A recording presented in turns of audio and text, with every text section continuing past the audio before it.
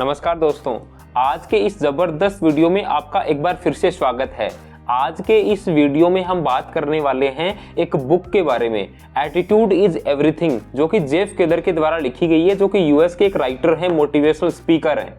उन्होंने अपने करियर की शुरुआत एक वकील के तौर पर करी और वकील से उन्होंने अपना सफर तय किया एक मोटिवेशनल स्पीकर और एक राइटर के रूप में। ये बुक मैंने अभी अभी पढ़ करके कंप्लीट करी है। इस बुक को आसान बनाने के लिए राइटर ने इसे 3 पार्ट्स में डिवाइड किया है। पहला पार्ट है थिंक, जिसमें ये बताया गया है कि किस तरीके से शुरुआती टाइम में सक्सेस हमारी थिंकिंग पर डिपेंड करती है। इसके बाद सेकंड जो पार्ट है वो है स्पीक। इसमें यह बताया गया है कि किस तरीके से हमारा जो एटीट्यूड है वो हमारे द्वारा यूज किए गए वर्ड्स के थ्रू झलकता है। और थर्ड है action. Without action positive thinking और पॉजिटिव वर्ड्स का यूज करना बेमतलब है। इसमें वो सारी चीजें बताई गई है कि किस तरीके से हम एक मैसिव एक्शन लेकर के अपने सपनों को हकीकत में बदल सकते हैं।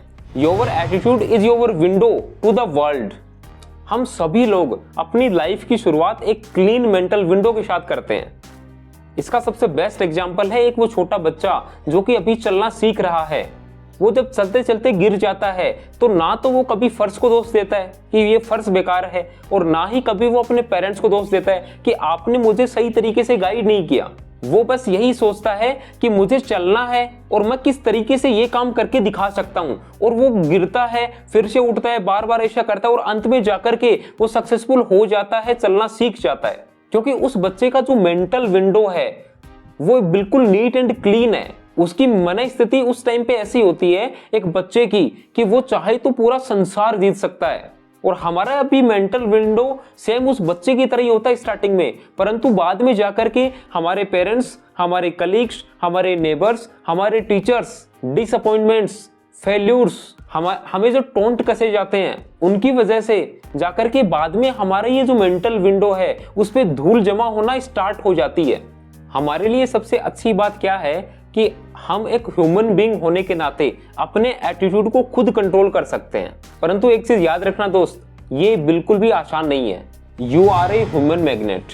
हमारे में एक चुंबकीय शक्ति है जो कि हमारे अंदर जैसा चीज चलती है वैसा ही बाहर से वो वैसा ही अटैक करता है। 6 वर्ड्स ऐसे हैं जो आपको सक्सेसफुल बना सकते हैं और आपको वही 6 वर्ड्स फेल भी कर सकते हैं। वो हैं we become what we think about. हम वैसा ही बन जाते हैं जैसा हम सोचते हैं। अब ऐसा नहीं है कि हमने 10, 15, 20 मिनट एक दिन में पॉजिटिव सोचा, पॉजिटिव थिंकिंग करी, पॉजिटिव विजुअलाइजेशन किया और पूरे दिन भर हम नेगेटिव चीजें देख रहे हैं, नेगेटिव थिंकिंग है हमारी। क्योंकि यहाँ पे dominant thought rules the day काम करता है कि हम अधिकांश टाइम जिस चीज के बारे में सोचते हैं वैसा ही हमारे साथ होता है। जेफ कहते हैं picture your way to success. आप लाइफ के जिस भी एस्पेक्ट में सक्सेसफुल होना चाहते हैं वो सारी की सारी चीजें आप नोट करिए, उनको विजुअलाइज करिए डेली। आप उसे कागज पर लिखकर ऐसी जगह रख सकते हैं जहां पर वो 24 आवर्स जितना हो सके उतना आपकी आंखों के सामने हो, ताकि आपके माइंड में बार बार ये चीज जाती रहे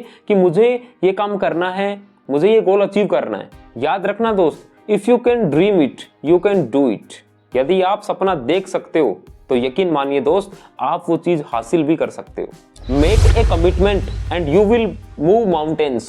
जब आप ये डिसाइड कर लेते हो कि आपको लाइफ में क्या चीज चाहिए, आपको क्या गोल्स अचीव करना है लाइफ में, तो फिर रास्ते आपको ऑटोमेटिकली दिखाई देना स्टार्ट हो जाते हैं। यही तो है कमिटमेंट का magic. When things are tough fight only one more round. जब आपको लगे कि यार अब तो नहीं हो पाएगा, बस एक बार और थोड़ा सा पुश करिए आपको कि एक बार और करना है। अपने आप को ये कभी मत कहिए कि मैं इतने टाइम तक ये काम करके देखता हूं, यदि हुआ तो ठीक है, वरना तो फिर कोई दूसरा काम करके देखते हैं। ऐसा बिल्कुल भी मत कहिए अपने आप को। Turn your problems into opportunities. आपकी लाइफ में आने वाली हर एक रुकावट, हर एक मुसीबत या तो उसके बराबर, अदरवाइज उससे भी बड़ा एक बेनिफिट, अदरवाइज अपॉर्चुनिटी जरूर लेकर के आती है। इसको हम एक कहानी के माध्यम से समझ सकते हैं कि एक बार एक राजा होता है, उसका बहुत बड़ा साम्राज्य था। राजा बहुत ज्यादा गुस्सेल था। एक दिन राजा की अंगुली को चोट लग गई और खून बहने लगा। तो राजा के प्रधानमंत्री ने उनसे कहा कि जो होता है सब अच्छे के लिए होता है। तो राजा को बड़ा गुस्सा आया कि मेरी तो अंगुली कट गई और ये बोल रहा है कि जो होता है सब अच्छे के लिए होता है। एक काम किया जाए, इसको जेल में डाल दिया जाए 1 महीने तक। तो प्रधानमंत्री फिर कहता है चलो ये भी अच्छा है, जो होता है सब अच्छे के लिए होता है। अब प्रधानमंत्री को जेल में डाल दिया गया। अगले दिन सुबह राजा अपने कुछ सिपाहियों के साथ शिकार पर निकला। शिकार का पीछा करते करते वो रास्ता भटक गया और एक आदिवासियों के कबीले तक पहुंच गया। आदिवासियों ने राजा को बंदी बना लिया। शाम के समय वो सारा कबीला वहां पे एकत्रित हो गया, सारे डांस कर रहे हैं। राजा बड़ा घबराया हुआ है कि मेरे साथ क्या किया जाएगा, मुझे मार डालेंगे क्या। परंतु आदिवासियों का एक रूल था कि उस कबीले में बाहर से कोई भी व्यक्ति आता तो उसकी बलि दी जाती थी माता को। परंतु उसकी एक शर्त थी कि बलि जिस व्यक्ति की दी जाएगी उसके शरीर पर कहीं भी कोई चोट का निशान नहीं होना चाहिए। परंतु राजा की तो अंगुली कटी हुई थी। तो जब आदिवासियों को पता चला तो उन्होंने राजा को छोड़ दिया। राजा भागा भागा आया, दूसरे दिन पहुंचा कैसे तैसे करके अपने दरबार में और आकर के प्रधानमंत्री के पास गया और जाकर के उसके पैरों में गिर गया। बोले आपने बिल्कुल सही कहा था प्रधानमंत्री जी कि जो होता है सब अच्छे के लिए होता है। तो प्रधानमंत्री ने फिर हंस करके कहा कि महाराजा ये भी बड़ी अच्छी बात है कि जो होता है सब अच्छे के लिए होता है। इसका एक और प्रूफ ये भी है कि यदि मैं आपको उससे ये नहीं बोलता और आप क्रोधित नहीं होते तो मुझे जेल में नहीं डालते और मैं आपके साथ पक्का जाता। यदि मैं आपके साथ जाता तो वो आपकी बलि नहीं चढ़ाते तो मेरी बलि चढ़ा देते। तो कहते हैं जो होता है सब अच्छे के लिए होता है। जो भी प्रॉब्लम्स, जो भी मुसीबत हमारी लाइफ में आती है वो किसी न किसी एक अच्छे काम के लिए आती है। वो हमारे में एक अच्छा चेंज लेकर के आती है। जेफ खुद भी कहते हैं, इस बुक के जो राइटर हैं वो खुद भी तो ये बात स्वीकारते हैं कि यदि मैं वकालत के समय अपनी लाइफ के लोवेस्ट लेवल पर नहीं जाता तो शायद मैं ये बुक कभी नहीं लिख पाता। शायद मैं यूएस का one of the best motivational speaker कभी नहीं बन पाता। शायद मैं ये सक्सेस प्रिंसिपल कभी नहीं खोज पाता यदि मैं अपनी लाइफ के लोवेस्ट लेवल तक नहीं जाता। तो your words blaze a trail. सबसे पहले हमारे माइंड में बनती है थॉट से बनते हैं हमारे वर्ड से बनते हैं हमारे बिलीव्स और बिलीफ से बनते हैं हमारे एक्शन और एक्शन से क्रिएट होते हैं रिजल्ट्स और जैसे रिजल्ट हमें मिलते हैं वैसे ही हमारी क्वालिटी ऑफ लाइफ होती है। Words are the most powerful drug used by Mankind.